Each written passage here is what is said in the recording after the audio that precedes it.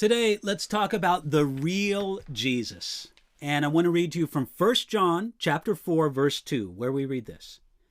By this you know the Spirit of God. Every spirit that confesses that Jesus Christ has come in the flesh is of God. True biblical prophecy and true biblical teaching will present a true Jesus Christ. In the Apostle John's day, the critical issue was if Jesus had indeed come in a real body of flesh and blood.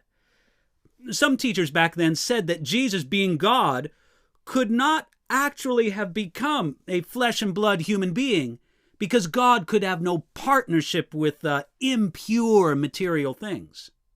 Today, there are some people that deny that Jesus really is God. These are groups such as the Jehovah's Witnesses, or Mormons, the Church of Jesus Christ of Latter-day Saints, or Muslims.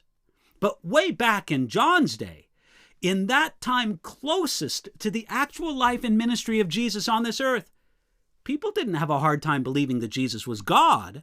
They had a hard time believing that he was also a real man.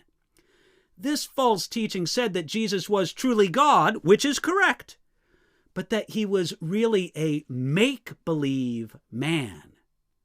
Now, today, we are passionate about saying Jesus is God, and we should be. But it's also important to say Jesus is a man, because both the deity and humanity of Jesus are essential truths. Some people think that the only test of a false doctrine is to see if a person confesses that Jesus Christ has come in the flesh, as it says here in verse 2. Now, this is not the only test, but it was the most important issue challenging the church in John's immediate time. But today, there might be a person who does confess that Jesus Christ has come in the flesh, yet they deny that Jesus is God, as the Bible teaches us that he is God. The principle of presenting a true Jesus is essential to true spiritual evaluation of someone and their doctrine. No one who presents a false Jesus, or a Jesus that is not true to the Scriptures, can be regarded as a true prophet. You know, there's always a lot of curiosity about the so-called true Jesus. Some academics like to say that they want to discover the true Jesus.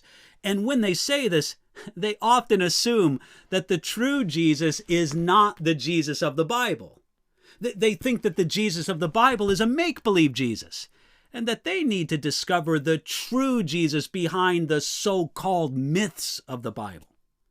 Now, not only is that position uninformed, because it ignores the remarkable historical validity of the New Testament, it's also arrogant, because once they throw out the record of the New Testament, those academics are left with little more than their own personal opinions.